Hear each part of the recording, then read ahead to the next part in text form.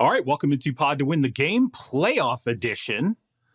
I'm Charles Robinson. He is Frank Schwab. We are both Dan Campbell stans. I think we're there. I think we taking turns to be a part of that fan club. Wanted to be there, kind of fell off, but then came back. We got to start. Look, we're going to have a little bit of a different format tonight, so I want to let people know. We're going to talk, focus a lot of these games basically through the playoff seeding. A couple teams are probably going to get left out. Panthers, Saints, sorry. And honestly, the teams that didn't make the playoffs, we're probably not going to spend a lot of time talking about those teams. Don't worry. We got maybe the Houston Texans, though, Charles. Well, the Texans, yeah, we're going to mention something. They fire. Let's fire another blackhead coach. Awesome. After one season, we'll get to that. Lovie Smith obviously been fired by the Houston Texans. But first and foremost, I want to talk to you about the Sunday night game because wildly, I first off, flexing is awesome. Okay. I love flexing.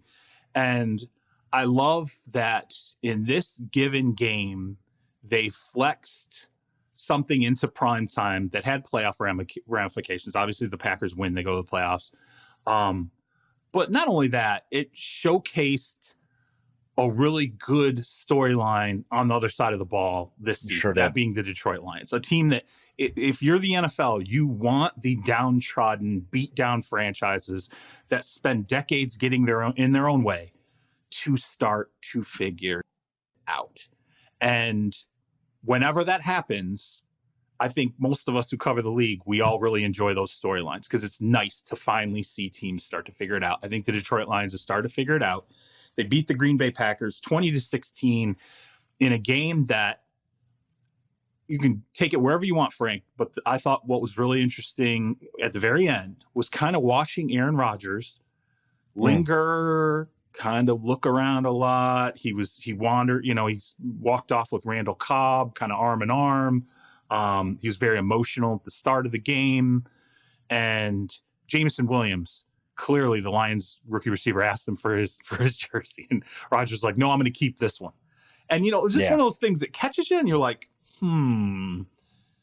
what's going on there? Like, is there more to this? Or are we, do you think there was more to that? Do you think something's going on with Rodgers that maybe that might have been it for him in Lambeau? I'm more interested to hear what you have to say about it. I know you plan to write about him coming up here. Me personally, I don't know. I think he's just a part of him is just he likes the attention. He likes the drama. He does, like we do. Like he does. Like, come on. Like we all know this by now. But I think you get to this point in your life, at this point in your career where hey, I don't know how I'm going to feel in 2 months. Maybe this is it. Maybe it's not. But I'm going to enjoy it right now because I don't have many of these left, okay? Like I don't know if it means he's retiring, but yes, him walking off arm in arm with Randall Cobb and not giving Jameson Williams his jersey, saying he wants to hold on to it. You could connect some dots and wonder, like, is this it? Is he just going to say, I've had a good run, this is enough? I don't know. It's going to be very interesting. I'll pitch that back to you in a second. I do want to talk about the Lions for a second here because this is the last time we'll talk about that for a while. But drove me nuts all week when people were like, the conspiracy theorists, who I don't like anyway, were like, oh my God, the NFL's so rigged. They want the Packers to have an easy win on Sunday Night Football against a Lions team that's got nothing to play for. And it's like, have you ever heard of Dan Campbell? Yeah. Have you ever? Do you know this guy? Have you paid any attention? Not to mention, not just their coach, going 9-8 is a big deal for the Lions. Yep. Beating the Packers, knocked them out of the playoffs is a big deal for the Lambeau. Lions. In Lambeau, they go into this offseason, not as a playoff team, that stinks, but they go in feeling pretty good about themselves. Yes. And everybody in the world is picking them to win the NFC North next year. Everybody. Everybody's picked to win the NFC North. Everybody's quote-unquote chic pick, which really won't even be that chic. A great win for the Lions and their program and what they're trying to build. I thought that, and they just won this game really tough. I mean, just the defense held them in the game until the offense started to make some plays. They ran hhard. Jamal Williams, who, we remember him back on Hard Knocks, right? Crying about like, I don't want to go through this again. I don't want, and you could feel that on the field. He was the kind of the spirit of this team all year. Just a great win for the Lions. I thought this was really good for them go into the offseason on a really, really high note, even without a playoff berth, which is rare. Now let's talk about the Packers real quick. Man, how many times on that field in January has this happened where it's just like the whole world is in front of them? They make this great run to go from a 3% chance to make the playoffs to a home game against a Lions team that was going to play hard, but yet was knocked out of playoff contention. All you got to do is win, and they can't get it done again. Rodgers throws a pretty bad interception on third down at the end of the game. I don't know. What are your thoughts on Rodgers? A, do you think he comes back? B, what was happening at the end of the game? What's next? What is next for the Packers and Aaron Rodgers? Because the same old song and dance every single January is just it's getting old for Green Bay fans. Well, and I'll tell you what, Rodgers got into his own way in this one because if you paid any attention to the reporting in Detroit over the last week, that earlier loss to the Lions, where he said you can't lose to that team, really pissed them off. And Dan Campbell definitely drilled on that. Jamal Williams definitely paid. I mean, there were a lot of guys that are like, yo, forget playoffs. This is about respect. Like, are we just going to let like someone just straight up disrespect us like that? Most of the time, anybody says something like that, it becomes bigger headlines. But because it's the Lions that he was saying it about, people were just sort of like, yeah, totally get that. like absolutely. But the Lions took it very personally. And as you said, they're trying Which is a good sign, by the way. Yeah. Which is a good sign. Great sign. They're like, we're not the old Lions. Yeah. We're a new Lions team. This ain't the team you just come in and beat every week. Saw Jamal Williams say it in the post-game interview. You know, it was like, there's some dog here. Like, he was crying. He's talking about, you know, I mean, just the emotion that we saw from Hard Knocks kind of came out again. Yep. But he was like, don't get the tears wrong. He's like, we're dogs here. And I'm paraphrasing there. But yeah, so I think it was a big deal. So I think, you know, it's interesting because Rodgers deserves, hey, you gave him some ammo. And you know what? This time it mattered. Maybe most of the time it doesn't, but this time it did. You got cocky. He does that. Likes to get cocky and you know, and sometimes it comes back to bite him. It did this time. In terms of the viability of Aaron Rodgers and the Packers moving forward, I think is going to be a function of what the front office is going to do with that roster, because he has a lot of and I brought this up on a podcast a couple weeks ago. He has a lot of buddies, okay, that his friends that are on that team that are no longer really viable pieces moving forward. They're all old guys. Most of them are old guys. Some of them are older guys that the paychecks are just not sustainable anymore.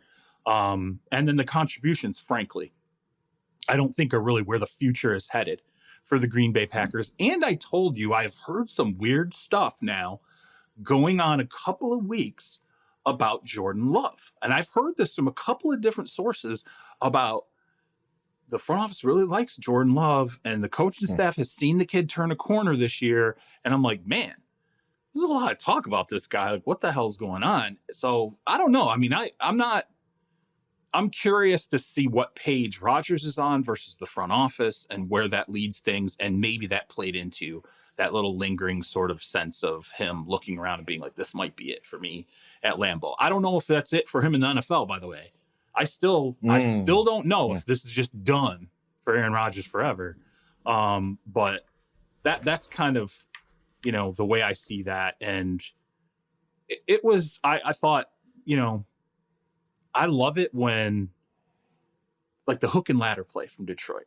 You know? My goodness. It's like, oh my God, I love that. It's like, and you know, people were like, well, they probably wouldn't have done that if they could, you know, they're playing for a playoff spot. I'm like, who cares? They might have. Like, yeah, it doesn't matter. Okay, I so did what? say, Charles, I did say during the week, like, it's it's on the record out there. I said I thought the Lions had a chance to win. I thought they were going to cover and all that. And part of my reasoning was, even if they're eliminated, that means the pressure's off. Let's YOLO this thing. And Hook they were. ladders. We're going for it on fourth and two. Down, yeah. We're gonna all. And on Rodgers' interception, his last, what might be his last pass in the NFL, full blitz. Just send everybody. Send the house. Send the house. He obviously pretty much wasn't expecting it because he just kind of threw it wildly up towards Christian Watson, I think it was. He took a hit. And that, and that might be his last pass in the NFL. Kind of like, you know, I mean, Brett Favre's last pass in the NFL, with the Packers at least, was that pick against the Giants. It usually doesn't end well for guys. You don't get the storybook ending all the time. But Lions played free and easy, and the Packers were tight. They were. Like, you could tell it's all these January disappointments, especially on that field, just kind of weighing on their shoulders. You could just kind of see it. Like the crowd seemed tight, and maybe I'm just projecting, but it just seemed like everybody knew, like, we're screwing this up again, and they sure did. And I mean, but there were times too, though, where you're like, I'm watching Jamal Williams, and I'm like, man, I just run it behind Penny Sewell all the time. I just be like, you know what, man? Just follow it. That dude is just he is awesome. Such a good player. Aiden Hutchinson falling in their lap at number 2. Not that, I mean, Travon Walker might be a really, really good player. Hutchinson They're going to had a hell of a game too. But man, he's good. Like, the Lions have some real pieces, and they got the I think the 6th pick of the draft coming up. Yep. 2 first round. Really, future's really, really bright for Detroit. Yeah. So it was bottom line, super fun game. Awesome. I thought it was a great way to end the season. Like, I just sat there and I'm like, man. Great flex decision. Yeah. For all the criticism the NFL got for it. Perfect. You're in the 4th quarter. I'm sitting there. I'm like, man, like, just this is why the NFL, they can screw up 50 million different ways, but the product it's when you're watching this product, you're like, God, this is so good. This is so much fun watching this game. And everything about it. And you could just see social media was just interacting. The Seahawks account is like the Seattle Seahawks account's tweeting out like memes supporting the Lions, like Lion King stuff. Yeah, the Lion King. Great, it was everything about it was a lot of fun. It made me happy. It's always a drag covering a 18-week season. This one was a long one. What happened with Buffalo, obviously, and DeMar Hamlin it felt like a month of coverage into 1 week. But this capper is kind of one that juices you a little bit. Absolutely. We'll see what happens with the Packers. I think there's some change coming, and it'll be an offseason. It seemed like, good feelings even a weird thing to say about 2 teams not going to the playoffs, but it seemed like a passing of the torch tonight a little bit. We'll see. We'll see where that goes. Let's swing it ahead, because the team that's actually in the playoffs is the Seattle Seahawks. They win 19-16 in a game that Geno didn't play well. It looked for a long time like the Rams were going to win this game. They get kind of bailed out a little bit by a bad running into the punter penalty I didn't agree with. A bad penalty against Jalen Ramsey at the end of the regulation. Didn't really matter because Jason Myers misses a field goal. But then they come right back in overtime to win the game. Look, I'll be honest. I'm not excited to see the Seahawks team in the playoffs. Maybe the team we saw in the first 9 weeks. I think they were 6-3 at one point, playing really well. We haven't seen that Seahawks team in a long time. They get to go play at the 49ers. I think that's going to be, maybe Buffalo, Miami, but probably the biggest blowout in round 1. We'll see, though. Weird things happen in the playoffs. I hate to kind of rain on the Seattle parade, no pun intended, with the rain in Seattle, but I can't see that being the 49ers. Can you? Is that a possibility for them? I can't see it either, but I will say this. I saw there were parts of Kenneth Walker playing. Like, I'm like, okay, if that guy, you're starting to see the flashes again where he was prior to the injury this year. And I'm like, all right, if you get him cranked up, okay, let's see if maybe you can bring a physical run game against the 49ers. It's the longest of long shots. I think the Niners are cranked right now. I can't even, I'm watching them and I'm just, we'll get to their game, but there's just elements of the Niners that I keep waiting, and we know what it is. I keep waiting to crater. And now I'm like, this isn't happening. Like, it's not, like, it's starting to feel like it's just not going to happen. And it's I think Geno, he gutted it out in this game. He made some plays he had to down the stretch, the overtime. I still think, that's their starting quarterback. Obviously, they're going to have, I think, the 5th pick in the draft next year from the deal with the Broncos. I don't think they have to draft a quarterback. I think, I don't know. Let's see what Geno does in a playoff atmosphere. Okay, like, this is important for him. I think he's got to step up and play well. But yeah, it's I don't know, man. The Niners are they're clicking in every way possible, and I think it would be the biggest upset of the playoffs if the Niners in were a few to years too. It's I just saw the spreads right as we were getting on, and what's the spread? I didn't see that. I think it was between. It's kind of bouncing all over the place right now. I think it's going to settle at about 8, 7.5, 8, somewhere like that. And that's a big so one. Yeah. Dolphins are at 10, so it's not even the biggest spread around one. But okay, it just seems like the 49ers just We'll get to that in a second, but they're just crushing everybody. That's just a really, really good football team. And Seattle, hey, this is a good season for them. We were on here in August, and I probably said, if you went back and listen to the AFC West preview, I probably said the Seahawks could be the worst team in football. Yeah. They were not the worst team in football. They're in the playoffs. That's a great accomplishment for them. Let's see what happens. It's the first playoff game. Well, maybe they can spring an upset. Maybe Brock Purdy just crumbles in a playoff game. I don't know. But regardless of what happens on Saturday, it's still a productive season for the Seahawks. Kudos to them for making the playoffs. Yeah. Well, I mean, look, they go in on a win and move on. The Dallas Cowboys didn't. They lose. Oh my goodness. The Dallas Cowboys lose to Washington 26-6 in just a total no-show game. Just like an absolute, you watch it, and I mean, there were turnovers. Everything. Dak, that pick six. Yeah, oh, I mean, yeah, you're like, okay, this is now the third pick six in 4 weeks. Something like that, yeah. It's just the special teams was bad. The defense at times was bad. The offense was bad. Everything about it was just a crap game, I thought, for the Cowboys. I ended up writing about that tonight, just from the standpoint of the thing is, even with this loss, they're still on Jerry Jones's schedule. When you started the year, Jerry said, I want a viable playoff team. He wasn't like, you got to win the Super Bowl. He said, I think this one can go on. This team is a better team to go on a run than the 2021 edition, which I thought was crazy, but it's turned out to be right. But he said he wanted a viable team in the playoffs. Okay, well, they're in the playoffs now. Okay, so they're still actually on schedule. Even with the crap loss to end the season, it's not a great way to go into the postseason. But to me, Mike McCarthy, the season starts now for him. Right now, this is where it starts for you, okay?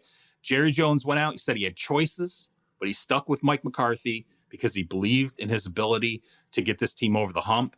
Well, now you're going to play Tampa. You got to go on the road. You're going to be on Monday Night Football, okay? So, of course, they put that one in the big monster primetime slot, right?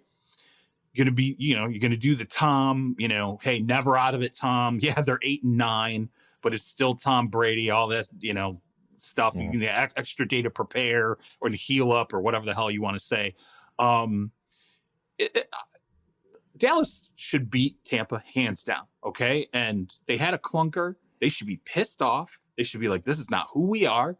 We can't blame this on injuries. We can't blame this on the offensive line, not being in a perfect spot right now, whatever. You are a better team than the Tampa Bay Buccaneers, okay? Offensively, defensively, I would argue special teams. I think you are a better coach team. I like your coordinators better. I mean, it's straight up. So to me, this is it. This is Mike, whatever happened. Hell with it. Jerry said they can suck on it for a week. Great, suck on it. Mike, your season, your 2022 season begins on Monday. And you better win, because if you don't win, Jerry's quote unquote other choices, the one of which we always talk about, Sean Payton, is just starting his little flirtation with the Denver Broncos. Okay. And you know what? I'm sorry. And I don't even think this is really a conspiracy. Just years of orbiting the Cowboys and listening to Jerry and being there and listening to him talk about Sean. If say Dallas drops that game in Tampa and Sean is, always having his little talk with, the Broncos and all this stuff. And, Broncos probably can't give up a first-round pick for Sean Payton. I don't know that Jerry doesn't just sit there and go, nope, I'm not letting this guy get away to Denver. We'll flip a first-round pick for him. We'll figure it out. And I think that now that something he covets, someone else covets that something, and it would take McCarthy bombing against Tampa. I think if they beat Tampa, you're fine. But there's a lot at stake here all of a sudden on that Monday night game. And if you saw the Dallas fan base tonight on social media, oh my goodness. They want Dak out of town. They want everybody. Zeke cut. They want McCarthy out of town.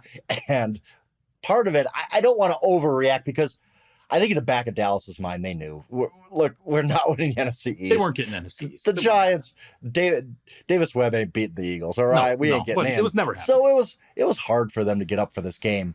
But yet it's a Washington team that had nothing to get up for. They're starting rookie Sam Howell, who played pretty well, by the way. They got nothing to play for, and they just boat race the Cowboys. This game was just never a contest. Really bad look going into the playoffs. And yes, I think if you follow that up by losing to a bad Buccaneers team, everybody this whole week, I'm already annoyed.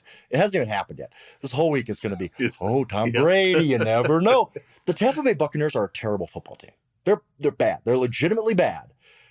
But so are the Cowboys right now. The Cowboys, look, even when they were winning, like the game before, the Titans game, that whole game, we're watching that on Thursday night, like, okay, you're playing Joshua Dobbs. You can't put him away. Like, what's wrong here? Like, and it's been kind of that way for I've backed up the Cowboys. I was hiding them before the season. But the past 4 or 5 weeks have just been kind of meh football for them, and that's a long time in the NFL. If they go and blow it against the Buccaneers, and Sean Payton's out there, and Jerry realizes it's now or never. Like, the Waltons are gonna throw however many millions of dollars to Peyton, whatever. And I do not think I said this on Twitter, and I don't know if you agree or not, but the Denver Broncos don't even ask for permission unless they know the price and they're willing to meet it. It's not like they're going to talk to Sean Payton and then afterwards say, well, what do you want for a draft pick? Oh, that's too much for us. We're not going to do it. Come on. Like, everybody knows the deal. If they're already willing to give up whatever the Saints want. So all of a sudden, this is now or never for Jerry. Either you're going to get Sean Payton or you're not, who has been the apple of his eye forever. I agree with you. If they lose Monday night, as crazy as it is usually to fire a 12-5 playoff coach, like, well, this is your shot at Sean Payton if you think that's an upgrade. Well, so I think it's definitely in play. It's crazy, but a part of what I wrote is you have to keep the arrow up, okay? The trajectory can't be flat, and don't give me about, they qualified for the playoffs 2 years in a row for the first time in forever. That's not an accomplishment. That's a losing. You know what? That's okay. I won't say it's a losing. That is not a Super Bowl winning attitude to be like, we made the playoffs 2 years in a row. Yeah, well, if you lose, and it doesn't seem like a young team that's ascending. It seems like the Cowboys should be peaking right now. Yes, that's what they should be making a run. You have to against an 8-9 team. I don't give if you're in Tampa or not. You need to beat that team soundly. Yeah. Okay. And they're not even a good 8-9. They're a fraudulent 8-9. They're more like they're playing more like a 5-12. I agree. Like they're not very easily. Carolina could have taken that division, and yes, especially if Matt Rule, gets fired a week earlier, maybe they take the division, right? Because maybe they pick up one extra win. But yeah, it's as unusual as it is. I get it. Like, I understand it, and at some point, this is the moment to take another step forward. If you can't take another step forward and you're coming off of getting your ass handed to you by Washington in the finale, that's a lot of bad juju. And if you're Jerry, you might also be sitting there going, this is my last shot at Sean. After this, I need to shut up forever. Like, no more. We're done talking about it. This is it. Like, you're not going to get him in 6 years. Last second to do it. And Frank, I'm going to get you a shirt that says, I'm already annoyed and it hasn't even started yet. As soon as you said that, mantra. As soon as you said that, I was like, I'm getting him a shirt that says I'm already annoyed and it hasn't even started. Oh my goodness. All right, let's swing it ahead. We'll get through these games pretty quick. Philadelphia takes care of business. They beat the Giants 22-16. The score really doesn't indicate. This game was done the whole time. Like, they got a couple garbage touchdowns late. Kenny Golladay scores out of nowhere. Dude, like Kenny Golladay. And it was a tough touchdown. It took me a second to be like, who is that? Oh my God, it's Kenny Golladay. I don't have much to take from this game. It was good to see Jalen Hurts back on the field. I didn't think he was particularly great in this game, but first game back off an injury. Now he gets a week off. Right. I do worry about the Eagles going into playoffs. I can't lie. Like, maybe the week off helps them. Lane Johnson comes back maybe. But this is a team, too, that it doesn't feel like they're peaking going into the playoffs like a San Francisco is. So, I don't know. We'll see. It was just good for them to handle business. They needed a 1 seed. They needed the bye. Lane Johnson and Jalen being hurt at the stage of the season was troubling. It was more troubling, especially when, Jalen started to miss game after game. I agree with you. They don't feel like they're peaking. If they had been entering the playoffs a month ago, we'd have been like, psh. Like, if when you look at the NFC, you and I are both looking. We're both looking at the Niners and going, man, they are hot as hell. They are clicking in every way. Just wait. Let's see what can happen with Debo returning. It feels like that's the team that is really hitting it all correctly right when they have to. The Eagles aren't. But that said, I'm not going to go overboard here. Hurts came back. It was good to see him get out there, play. As you said, not the best game he could have had, It's but fine. it was fine. Okay. They have the week to rest. Okay, let's just go ahead and give them the mulligan, and they got the win they needed to get against a team that obviously starting an inferior starting quarterback in Davis Webb. So don't want to get too lost in the sauce on that one. I do want to talk about San Francisco though. San Francisco just beats the hell out of Arizona, 38-13. I don't know, man. Brock Purdy might be it. What? Right? Like, this is just so weird. I don't even like. I really don't like, and I don't mean this against him. I just so have not wanted him to be it, just because I'm like, there's just no way. Like, there's just no. It's unprecedented, Charles. It's unprecedented. And yet, I've said this on the show, but I need to repeat it. A rookie has never started rookie quarterback has never started in a Super Bowl. A third string quarterback has never started in a Super Bowl. He's trying to check both of these boxes this year. And if you're asking me to pick an NFC team right now, San Francisco 49ers, they're the one they're like waste to everybody. Every win is double digits. They haven't lost since, I believe, October 23rd. Right. It's just like Elijah Mitchell scored today, and I'm like, they got him back too? Yeah. Like, he's a guy, probably 1,000-yard rusher in this league if he had the right opportunity. He could stay healthy. And he's their backup to Christian McCaffrey. Like, Debo was back today, and that defense is just unbelievable. This Purdy thing is really getting interesting, because he does not have to drive this bus. He just needs to do his job, and he's doing it great. But the thing is too, and that's it too, because I'm like, when I watch, I'm like, okay, they're you can see some of the protecting of him. Okay, you can see some of the, especially when he's getting the ball out fast to the backs and the flats, and some of the routes that are being run, whatever. But then, throws another touchdown to Kittle in a spot where you're like, that's pretty damn impressive. It's like it's these moments where it's like, okay, they're protecting, but then what if they need him to do something? And then he does it. And I'm like, this guy might be. There's something here, this man. Might actually be real. Either this is going to be, I'm trying to think of, like, in the NFL, when we saw someone just go, it would be like, it's a different sport, but do you remember when Jeremy Lin went crazy in the NBA? Yeah. And we were just like, what is going on? We're like, this dude, Linsanity. And it was like 3 weeks out of his mind. Yeah, just out of his mind. No, and he was never the same player after that. Whatever, had a solid, run. But it was just like this craziness. That's kind of how I feel like when I watch this kid play, because I'm like, when is this going to end? Like, it's got to end, right? This can't be Kurt real. Warner. Charles, it's Kurt Warner. You remember the first few weeks of that 99 season was like, yeah, we were just this guy's throwing like 350 and 4 touchdowns every single game. This isn't going to happen. And then it did. Basically for the rest of Kurt Warner's career, except the Giants time. I don't get it, man. It's really fun to watch. I think the San Francisco team, I don't know. Just the quarterback thing is so weird, but they're great at every single aspect of the game, and I can't rule them out right now. Real quick, you're going to move it ahead, but imagine if, and this is not to diss any other teams or anything. I'm just thinking purely in terms of storylines and kind of things that are happening right now. And what if it's Buffalo, given everything that's going on? What if it ends up being Buffalo and San Francisco? I know, right? What if it ends up being Buffalo and San Francisco? And we're looking at those two teams, with all the Purdy storyline, obviously the Hamlin storyline, I'm not, look, the Chiefs are going to be really, really difficult to beat. Like, they're going to be tough to beat. But just imagine if that ends up being I can't even imagine that week. It'd be crazy. Oh, I mean, it'd be good. Those are our two best storylines. And I'm going to real quickly just wrap it up. J.J. Watt played his last game. Yeah. Unless he changes his mind. 2 sacks in his last game. Yeah. Ends, I believe, with 12.5 for the season. The guy can still play. He's just deciding to go. He's had enough.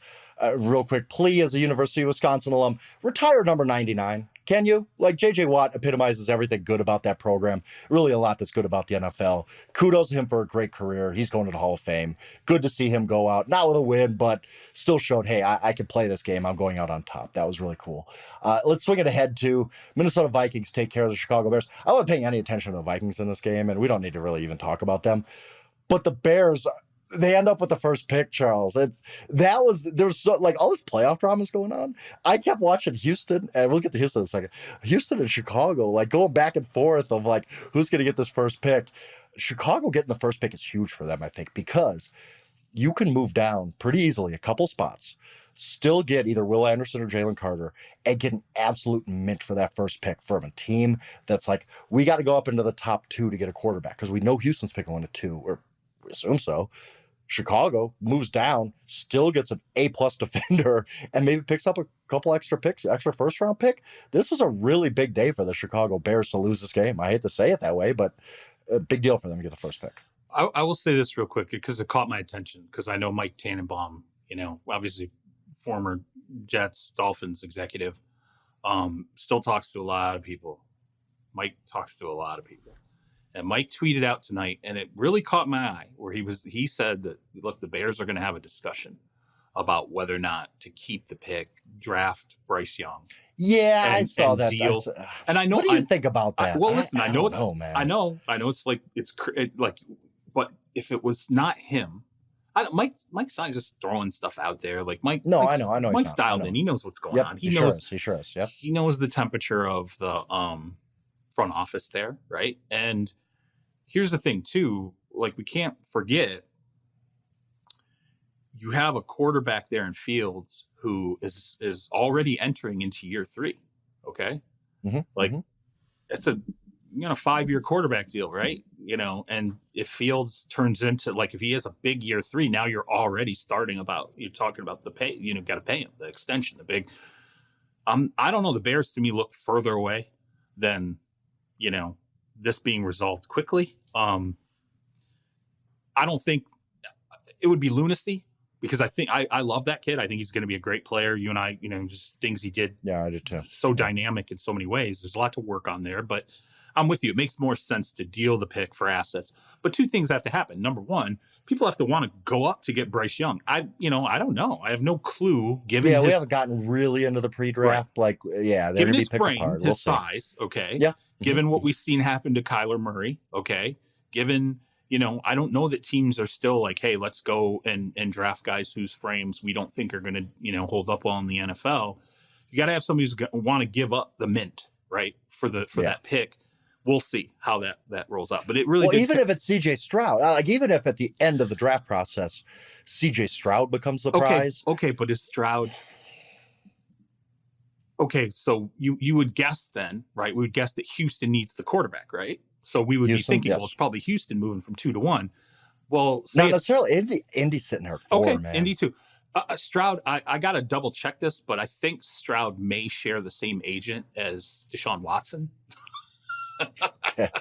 And I don't know. I think you mentioned that before. Houston, Houston would be to be like, let's go down this road. I don't know. I got to double check that, but don't hold me to it. People murder me if they're like, oh, he looked and it's the different, But I'm just saying that I don't know. Agent dynamics could come into play at least for Houston, given what they went through with Deshaun Watson. So I just know this. I mean, we have a long time talking about the Bears and what they're going to do, but I think it would be lunacy for them to move on from Fields right now and start over a quarterback. I think you build around Fields. I think you give this thing a shot. You are in an unbelievable situation where you can restock your draft chest, move down, still get, again, A-plus blue chip defender in either Carter or Anderson or whoever you decide on there, whether you move them down to 6 or something. You're still going to get a really, really good player. I think this is the Chicago Bears are in really good shape. They have $100 million in cap room or something about that going into the offseason too. It's going to be really interesting. Say one good thing about the Vikings before we. I mean, they won. Like, good for them. Like, do you think they beat the Giants? They play the Giants. That's their first round matchup. They play the Giants. I think they do. I think that was. Yes. I don't think the Vikings wanted to move up to number 2 because they probably were worried about the Packers. Seahawks, probably not a terrible matchup for them, but. Yeah, the Vikings Giants. I'll take the Vikings, and hey, why not? They're healthy. Can happen after that. The Vikings are pretty healthy. Okay, they get through this week without losing anybody. I want to see them. All right, let's see some success. Let's see them beat the Giants. Then we can really talk about, is there something here? Could they bottle a little bit of magic here and go on a bit of a run? So That's probably the least sexy though of the playoff game. I don't know that a lot. Look, New York, huge fan base. The Vikings, obviously fervent fan base. I think the league is probably like, Yeah, it's probably the worst of the. Well, maybe not the worst, but it could be entertaining. But yeah, but they weren't flexing that to the Monday night game. No. All right, moving forward. Just real quick, the Atlanta Falcons beat Tampa Bay 30-17. Notable because Tom Brady, for the first time in his entire NFL career, finishes the season with a losing record. It's never happened before. I don't look. It's not like we were looking at a Tampa Bay team that was like, they brought everything, into this game, and I don't care about the score. There's just nothing to me that has changed about Tampa that makes me believe. No. If they beat Dallas, it's more about Dallas and Tampa. I'll tell you. I would absolutely think that. And if there's something that magically changes, and I'm with you. I don't think it's there. I think we've been shown repeatedly who the Buccaneers really are. I don't think something's just going to magically change at the last second. They get a home playoff game, and we can decide, how we feel about teams that win divisions and get home playoff games with losing records. So, yeah, I have nothing to. I think the Buccaneers are a bad football team, and again, if they beat the Dallas Cowboys, more about the Cowboys. So that's all I got to say about them. You can throw it to the sponsors at this point, and we'll talk about the AFC because this Buccaneers team is just so just uninspiring. Yeah, we got plenty of time to talk about them by Monday. How about real quick? How about this? Like Monday?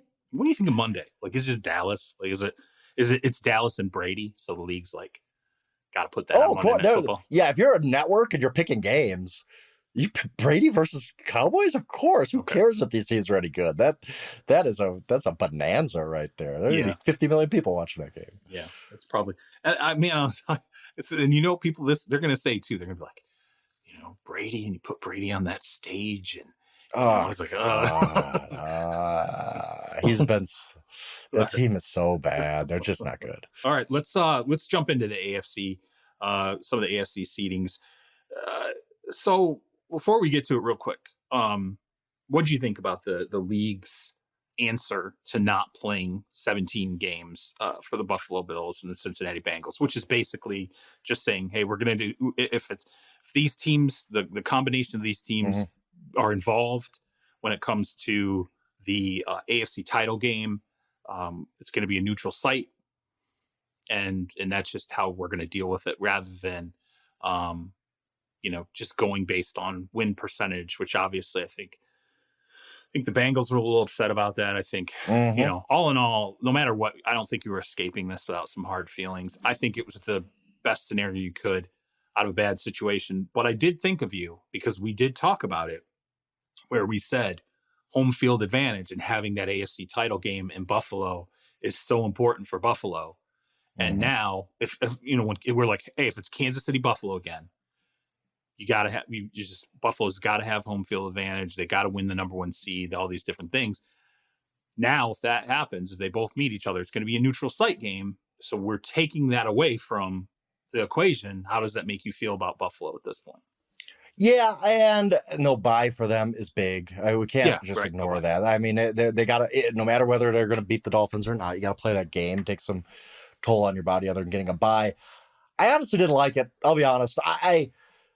I guess, okay, I could understand the whole we're going to play a neutral field. By the way, where do you think that's going to be? I think it's going to be Indy, right? Like, is that probably where we're going here if that game gets played? That's an interesting dilemma. Like, where do you play that game?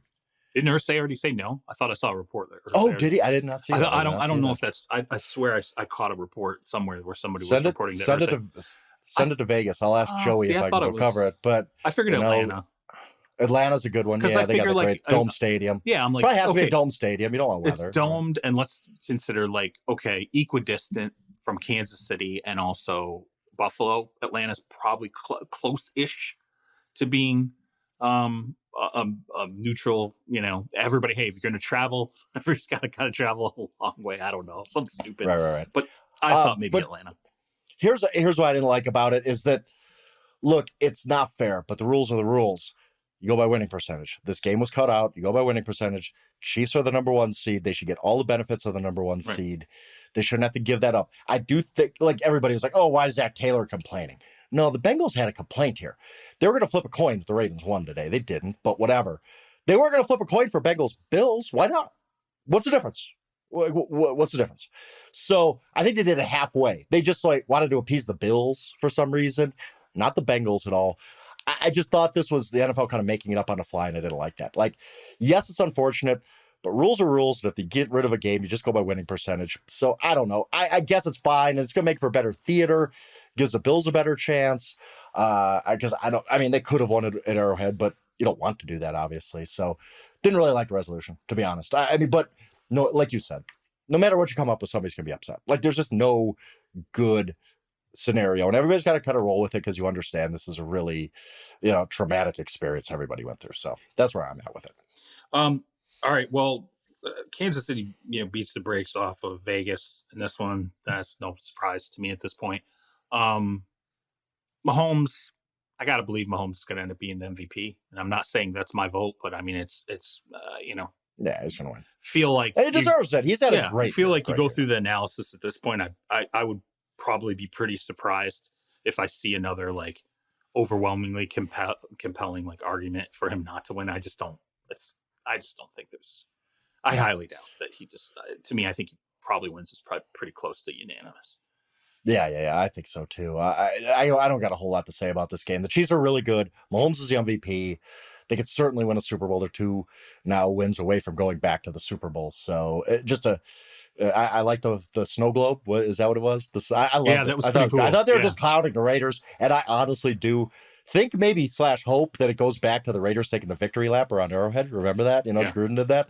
I still think there's a lot of petty involved there. So hey, if you're running it up, Raiders, stop it if you don't like it. So I not much more to say about this game. Let's move on to the next one. The Buffalo Bills, as we've talked about, they win 35-23 over the New England Patriots. And I mean, we got first play, like you can't even script this. First play of the game. No, it's ridiculous. Nyheim Hines takes it to the house for a kickoff return touchdown. I mean, just what a scene in Buffalo. Guys on the side, like, I don't know if I don't think we talked since then. I mean, we talked on the phone, but not on the podcast. But kind of one of the indelible images of the DeMar Hamlin night was Josh Allen just looking like he'd seen a ghost. Like he was obviously traumatized. Flip that to Sunday when he has his hands on his head, almost in this. I can't believe Nyheim Hines just housed that. What a moment. It reminded me of D. Gordon, switching sports. D. Gordon, the first at bat after Jose Fernandez died, Miami Marlins pitcher. He homers and is crying going around the bases. It's like one of those, only in sports can we do this. DeMar Hamlin, thankfully, is recovering and doing well, and he's tweeting about this. What a moment. That was, to me, the moment of the NFL season. It just goosebumps, and it was hard for me to like refocus on the games after that because I just kept thinking about what a cool moment that was. They go out, they get the win. What I wrote about for winners and losers today, Charles, was the Patriots side of this. Look, this game was kind of a microcosm of what the Patriots are. They're good enough to be kind of competitive and kind of like they were leading in the third quarter of this game, and they needed to win to get in the playoffs. But then in the end, they're just not good enough. They're just stuck in this like really, really bad place of mediocrity where they don't really know if they have a quarterback answer. Their roster is not that great. They still have an unbelievably good head coach who can drag them to 8 wins. But what good is that doing you? Because then you're fooling yourself into thinking you're closer than you are. I don't know. That's kind of my takeaways from this game is just kind of the Patriots are stuck in mediocrity and the Bills handling business here. They haven't looked really, really, really good in a while, but they've also been through a lot of things, and I think that they're gonna handle business against Miami in the wild card round at least. I think emotionally, I think a lot of people are going to be pulling for the Bills after seeing everything that happened. Mm-hmm. I think DeMar Hamlin, one of the craziest things that I've ever heard is someone waking up in the hospital with a machine breathing for them and then asking, "Did we win?" Is just one of the most unbelievable. I'm just like, when I heard that, I'm just like floored. I'm like, that is just bonkers. I do wonder, if this becomes an emotional tidal wave for them where they just roll and they just, because after the game today, when Josh Allen was talking about Nyheim Hines returning that kickoff at the beginning of the game, he got real choked up, and he had to kind of stop himself. He was basically about to cry.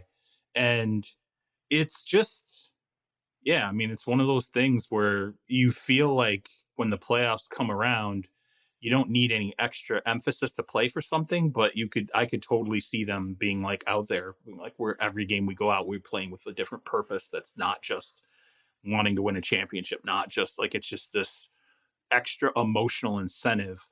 And I'll be curious to see, how that really unfolds for them. So, yeah, I don't have a lot to say about this. I'm with you. I think they could have used the bye, could have used the home field advantage, so things didn't really break their way the way maybe they needed it to. But I still think that look, Miami, given everything that's going on right now with the Dolphins, that would be a monumental upset to me to see them go to we'll Buffalo. Talk about that in a second. Yeah, and win in the first round. That would be an absolute, stunner. So, moving on, Cincinnati beats the Baltimore Ravens 27-16.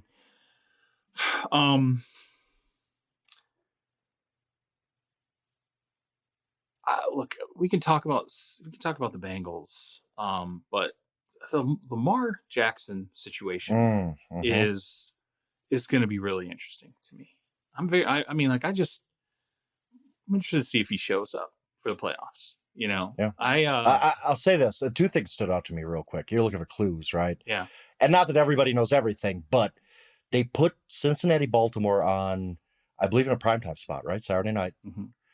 And the line in Vegas was only, I think it was Cincinnati -6. I think it got up to like -11 for today. That leads me to believe that there are people who believe Lamar Jackson's going to play in this game. I don't know if I agree with that. I don't know. Like, how could you know at this point? It's really unsettling for the Ravens. They got to be like, maybe it's kind of, they made this bed by not paying him, right? Like, or maybe it's not about his contract. Maybe it really is hurt. I don't know. But yeah, it is going to be a very big story this week. It's what happens next is going to decide how weird this gets, because I think if he doesn't play, I think you already hear people, when you make calls and you start talking about like free agency, start talking about other situations, there are some people saying like, hey, what's the deal with Lamar? What are the Ravens saying? Like, do they believe that, he's just taking, he's taking his time?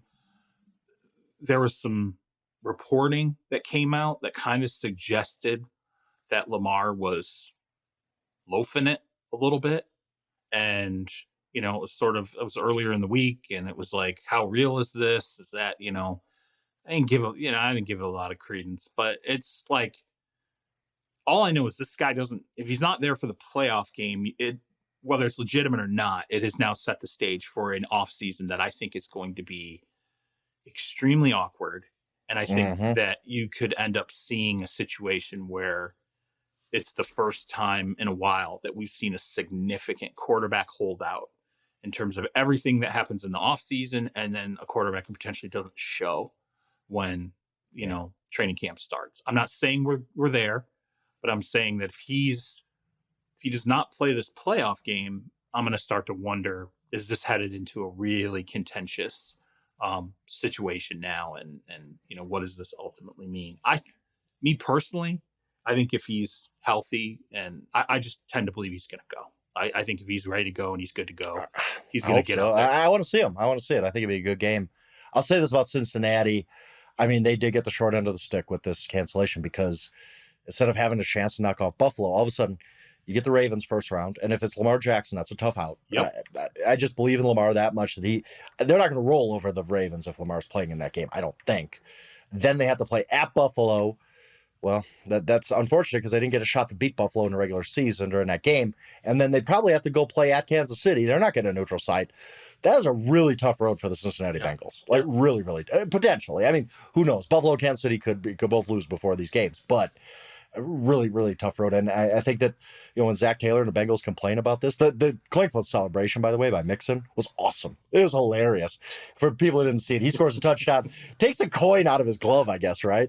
Flips it, and like they're all looking at it, and then just kick it away, like in anger. Like, I thought it was hilarious. He's going to get fined probably like $8 billion by the NFL for it, but it's totally worth it. I loved it. I thought that was hilarious. Let's move on to the Saturday night game, which by now feels like it was a week ago. The Jacksonville Jaguars win 20-16. I'll say this. The Jaguars weren't good in this game. Trevor Lawrence wasn't good in this game. Right. They got one really fortunate defensive play, which I thought was the right call. I thought that Joshua Dobbs fumbled on that play. Josh Allen scoops it, scores. Jaguars win. Somehow only the 4th division title in team history, the 2nd since 1999. But it's still a big step for the Jaguars. And you just got to feel bad for the Titans. I mean, this was a team that was 7-3. They finished 7-10. Just a really rough way for them even this game, they battled the whole way. They were well coached. They fought hard, and they just weren't good enough. So I'm glad to see Trevor Lawrence in the playoffs, though, against Justin Herbert. Very fun matchup. I'm looking forward to that one. I just thought it was, look, I'll be honest. I was rooting for the Jaguars just because I think they give us a better show in Wild Card Weekend than the Tennessee Titans. It's going to be fun to watch two young quarterbacks who should be huge parts of the foundation of the league moving forward face off in this game. And I think Jacksonville's playing with house money right now. I really do. I sit here and I thought, sure, yeah. Like, I agree. How terrible things were a year ago, mm-hmm. and then they go get Doug Peterson, which was people like that hire, was a respected hire. Shoot, people in Philly were telling me like that's awesome. Like people in Philly who I don't want to say butted heads with Doug, but I mean, look at everything. Everybody wasn't on the same page at the end there, but who said to me like he's going to do fine. Like Doug's a great coach, and they weren't holding a grudge over how it ended in Philly. And not only do you get into the playoffs, which is huge, but you get into the playoffs, the quarterback went from being viable to being like, oh, okay, all right, yeah. Now he's kind of clicked into place on the track we expected, which is great. Evan Ingram worked out. Wow. Christian Kirk. What a signing that was. Like Christian Kirk and Evan. Very good. Yeah. Those two alone, where I'm just like, come on, what are these guys doing? Talked about Walker. I think Walker's fine. The defensive front, I like. Especially it's healthy. So it's Rayshawn Jenkins has come alive late in the year and make huge plays for them. Huge. ETN, was like good player. Yeah, they got a lot of good pieces. Man. Yeah, they do. They really have a lot of good pieces, and it is an off season where last season when Kirk signed there, I talked to somebody in Jacksonville, and I was just like, and they were getting killed. They were getting murdered. And I probably at some point said something, either on the podcast or tweeted, whatever. I'm sure I made some smart ass remark. But I'm talking to someone there, and I'm like, what? What happened? Like, what's going on?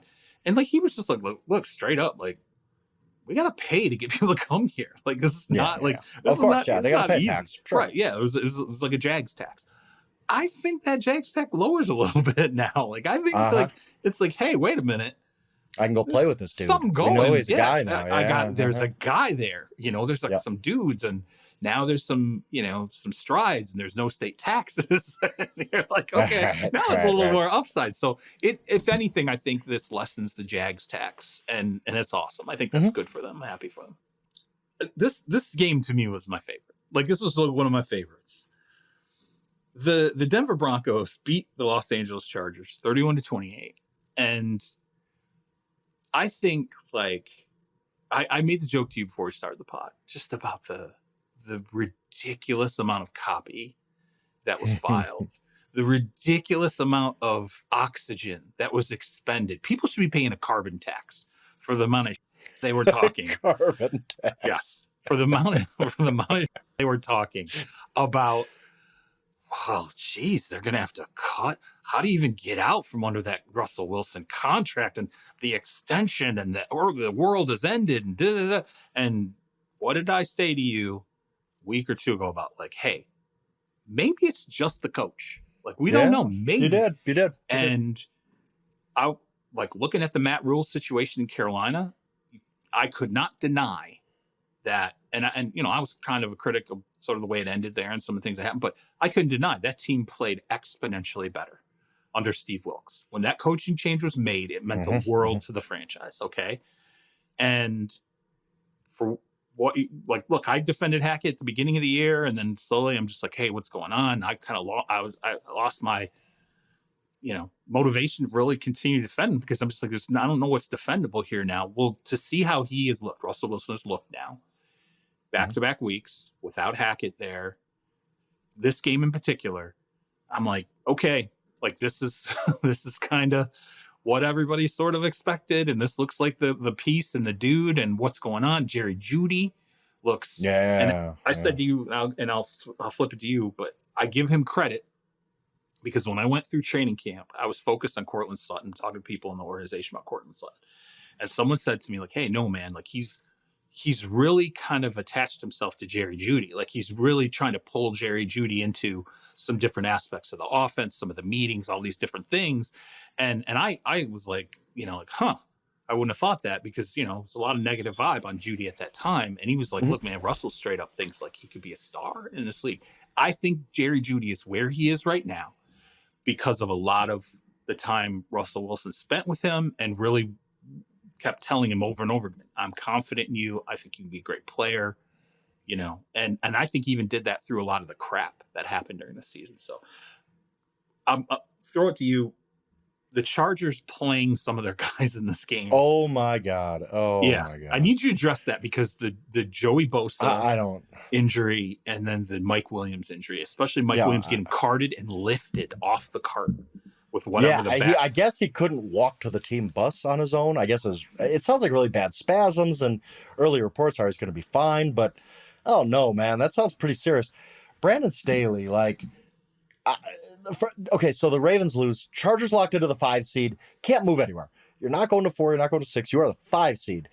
And yet their starters played until the fourth quarter. Allen was on the field almost to the end. Allen was on the field the whole way. The Herbert guy lifted. Yeah. He scored a touchdown late from Chase Daniel. And you're just like, what are you doing here? Why? What's the point in this?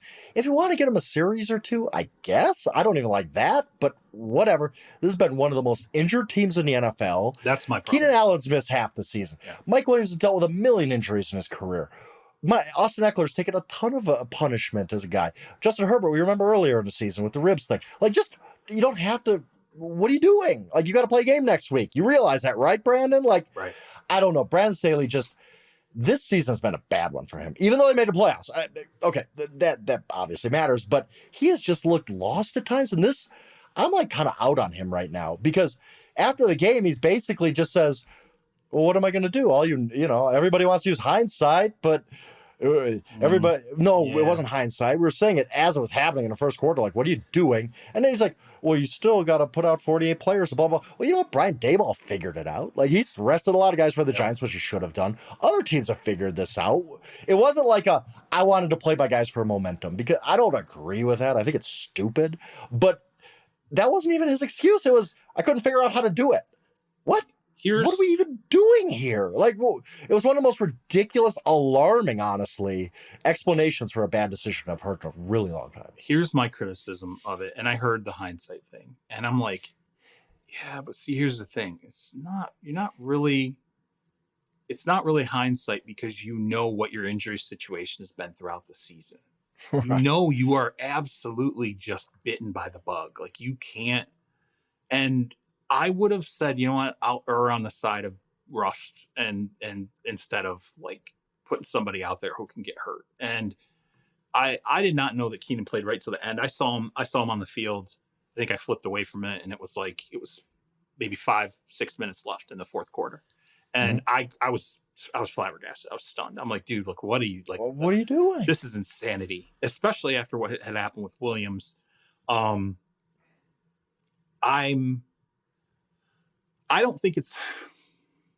think it's been a 50-50 season for Staley. I think making the playoffs is important. That's fair. I do think that they have overcome some things during the course of the season, and they have a lot of things, actually. A lot of injuries. You're right about that. I lean into hey, he's done some good things. He's overcome some roster deficiencies because of an insane rush of injuries, including to his quarterback. So I give him a lot of credit. Now that said, I do think that occasionally Staley has these moments that it was almost like in the beginning with the going for it, where it was just so off the charts reckless, where you're you're doing all these things I love, but then there's just this part where I just can't reconcile what I like about you with when you just sort of go completely off the reservation. And this was one of those ones where I'm like, I just don't agree.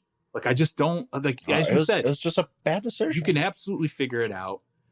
I know it's stupid for me to say this, but I'm okay with a team saying, hey, you know what? Guys practiced all week. Just want to get them a series. Make them feel like they played a game. They broke a sweat. They're going to take a shower afterward, whatever. And if you had got them a series, played them a quarter, and then they pulled everybody, I'm like, cool, I get it. I understand it. You know, whatever. You got them some burn and you move on. But this just wasn't that. This was so much more than that. And yeah, it was just, all I know is I watched the footage of Mike Williams being lifted off that cart, and you think he's going to be 100% on Saturday? I mean, no. Frank, Sunday, listen, the only way, look, Sunday, you and I both know, you go through the NFL, back injuries happen, right? There's like back stuff, right? And what do you always hear? You know, like all of a sudden somebody's out there. Well, you know why? They're like, I took a shot. I don't know, man. The back is one of those things where I'm like, okay, you took a shot and you're cool. Let's see how you are in 12 hours, you know, because, you know, who knows, man. And then it becomes a chronic thing. And then next thing you know. Bosa was limping around. Like, he's the key to your entire defense, and he missed most of the season. And now I don't care. Like, oh, you know, he needed to get back on the flow. He really doesn't. Kenneth Murray, another good player. Like, what are you doing? I don't know. I think it's okay. I think it's okay to, like, to me, I'm totally down for the criticism that he gets for this. Like, I'm like, hey, you know what? I disagree. I like Brandon Staley. I think you're a good coach. I think he did good things this year. I do think this is a situation that you will probably learn from this. And if it's ever presented again, you'll go, you know what? No way. We're just always too banged up. I'm not going to. And he's a guy who sits his guys in the preseason. Which makes no sense. It's like, it doesn't make sense. They can't reconcile it. I will say real quick about the Broncos before we move on. I think that Russell's last two games, what it has done, we talked, we were doing a podcast when Nathaniel Hackett was fired. One of the things I said is, who's going to want this job? It looks like a train wreck right now. Well, now that Russell Wilson's played well in the last two games, candidates all of a sudden look at that and say, like you were said, oh, it was Hackett. Okay. Yeah, Russ isn't this unfixable thing. Frank, when I wrote about this, I wrote about the Broncos opening, right? And I talked to two guys that are absolutely going to be on the circuit doing interviews, right? And I talked to them about the Broncos job.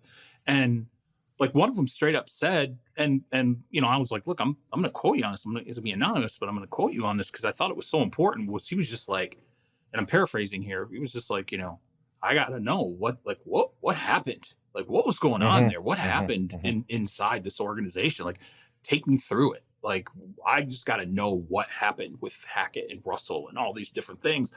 And I'm like, man, this is someone who's, normally it's all like rainbows and unicorns. You're like, hey, it's the greatest franchise ever. Just give me the freaking job. This was like, oh man, I don't know. What the hell?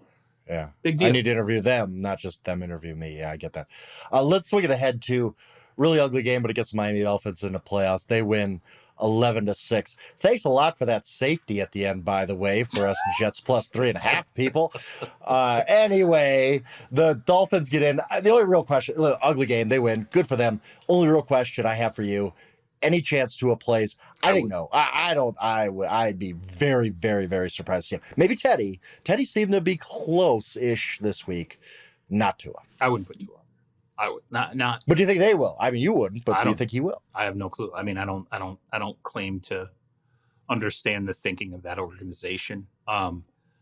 Listening to Mike McDaniel, I would think no, because Mike has been very clear about, like, I don't care about anything but his health. Like, I don't want to, like, anytime he's like football stuff gets brought up with Tua, he's just like, dude, all I care about is the guy's health. That's it. Just his health. I don't care about anything else. I tend to believe Mike because so far Mike hasn't done something to make me think he's a liar or whatever. And the way he connects with players, when I listen to other guys talk about him, 49ers guys that worked with him, ask Deebo Samuel about him sometime and he'll give you a clinic on, who the guy is as a human. So I tend to think no.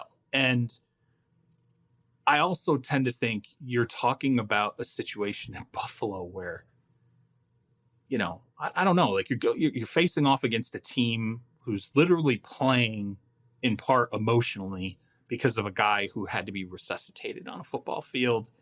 And I know that doesn't play into it, but it's just a weird dynamic where it's like, hey, they're playing for this guy, and then the Miami's is going to trot Tua back out there. Like, I don't know. I think it sucks. I just like, give it him does. the full, It sucks for give them. him the full 8 months or whatever it's going to be till their next game. Like, I don't know. I get the temptation to be like, oh, he's cleared and he's obviously incredibly important, but no, it would make me feel uncomfortable to have played. Be honest with you. Like, I don't want to see him get another concussion. All of a sudden, it takes another step back, and we're talking about his future and is he going to play again? Just give him the time. Right now, you're one probably loss away from. We have 8 months to just let him sit and recover, and we'll see where we are when training camp gets here. Yeah, I agree with you. On Twitter at Yahoo Schwab. You can get me at Charles Robinson. You get Brett Rader, who gave us the guys. He gave us the guys during this one. We got a guys finally. You get him at Brett Rader. Please check out the mothership at Yahoo Sports. And as always, please help us keep Therese Paylor's legacy alive. Check out Breaking Tea. That's capital T.com/Therese for the All Juice Tier hoodie. Remember that proceeds from that purchase go to support the Therese Paylor Scholarship at Howard University. You can donate directly to that scholarship, as well as the one in his name at Power Mizzou. If you check out our podcast description, we'll tell you how to do that. Leave us a 5-star review. Tell a friend. Jory Epstein's mom can't do it all by herself. So we need other people to spread the word.